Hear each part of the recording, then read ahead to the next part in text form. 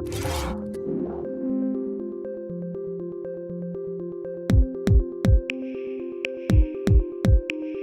NVIDIA GeForce RTX 5050 is officially the lowest end 50 series GPU on the market. It marks the 50 series card that, honestly speaking, I'm not sure that anybody really wants. I would totally look at an RTX 5050 if it was in a notebook, but perhaps slapping this into my gaming PC, even if I was targeting 1080p gaming, just doesn't make sense.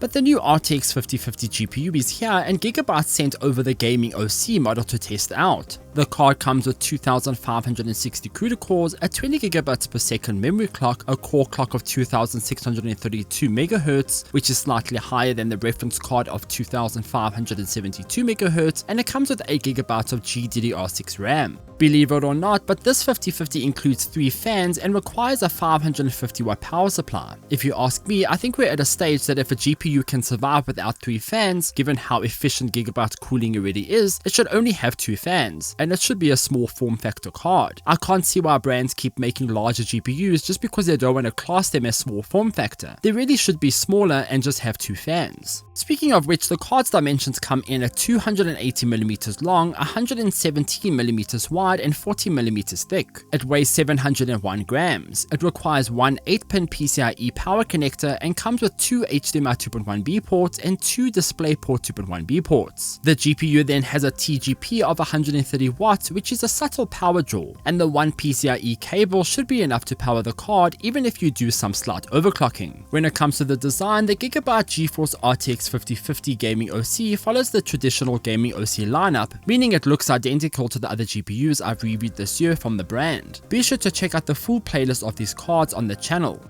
On the outside of the card, you'll see a black plastic shell with a few visible features. The top has a bit of a rugged design with splotches around the fans. There's a big G on the corner of the card, and the GPU uses the same sliding logo thing we've seen from the range this year. The only difference on this RTX 5050 card is that sliding piece of plastic doesn't cover up the RGB because there isn't any RGB on the card in the first place. The sliding mechanism just slides from one side to the other to cover up a game on slogan. This is a cool feature, but it would be a lot cooler if there was actually RGB on the card. I do think the card looks good though. It is exactly what you'd expect from the gaming OC range, but you're here for the performance, and I spent the last few days testing out a bunch of stuff on this GPU. The RTX 5050 uses the new silicone from NVIDIA called GB207. It is the smallest chip in the series, but it still comes with most of the features you'd expect from the rest of the lineup. This RTX 5050 includes 2560 CUDA cores, 80 tensor cores, 80 TMUs, and 32 ROPs. There's 8 GB of RAM across the 128-bit memory bus. Keep in mind that the 5050 does have older generation GDDR6 RAM, so while it sounds identical to the RTX 5060,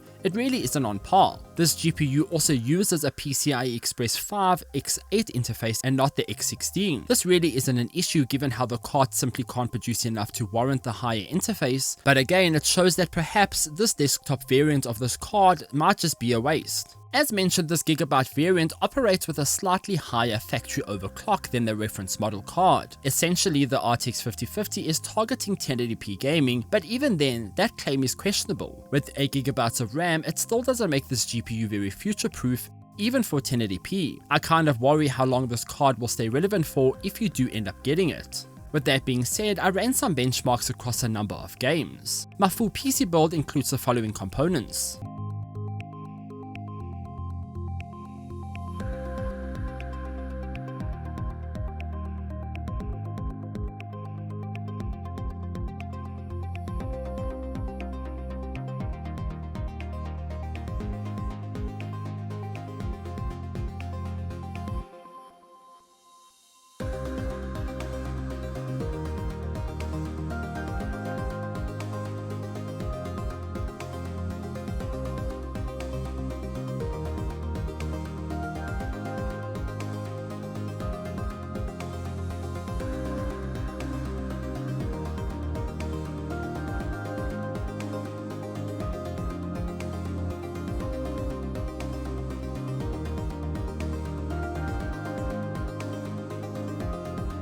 During my test, the GPU temperature reached 59 degrees Celsius and idled around there. Fan noise wasn't an issue either, and I was surprised at just how quiet this GPU was. But given that it has 3 fans, which again is quite overkill, I don't think this GPU is going to have a cooling issue. The GPU clock then peaked at 2880 MHz.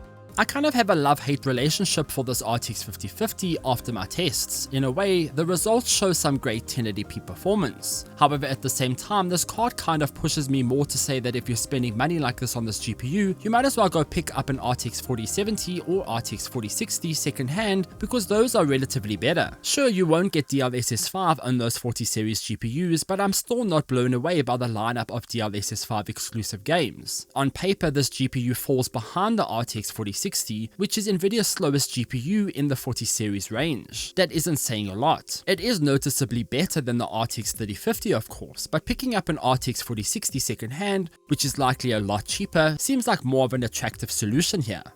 But I know not everybody wants second hand, which I have to respect too. If that's the case, then this card is exactly what you're going to get, a 1080p GPU. Unless you're playing games from a few years back, you're not going to be able to push this card any further than 1080p. 1440p is possible, but only in lighter, older titles that aren't very ray tracing heavy. We see this in Assassin's Creed Shadows, which was a tough game to get running on this GPU. It relied heavily on DLSS, and even then I had to pump up frame gen to get it to run at 60 FPS. That does cause input lag and other hurdles. The best bet here was to reduce the game settings to medium. This means you're playing a game from 2025 with a GPU from 2025 at medium settings. I just think we all need to have a bit of a higher standard here. Across the board, DLSS becomes problematic in other games too. Cyberpunk 2077 gets by in high settings, but you have to carefully watch your ray tracing thresholds and the graphic settings. Frame gen can help with this, but then lag becomes a problem. But it's not all that bad. Doom: The Dark Ages runs perfectly fine on high settings with frame gen disabled. You can push the game's graphics to ultra nightmare, but that does cause frame rate issues, and frame gen isn't an option here due to the fast-paced gameplay. Essentially, the RTX 5050 isn't a useless GPU, but I spent more time fiddling around with frame gen settings and DLSS tweaks than any other card I've reviewed this year. That's because the GPU offers a mixed bag of results across different games. Frame gen is often causing major latency, so I had to find a sweet spot between that and getting decent visuals. You'll likely have to follow the same route if you end up picking this card. Be prepared to spend some good time fiddling around to get stuff running. In short, 12GB of RAM should have been a baseline option here. However, more of the graphical hiccups stem to the card's raw power more than anything else. So even with more RAM, this GPU can simply only operate as fast as its die can work.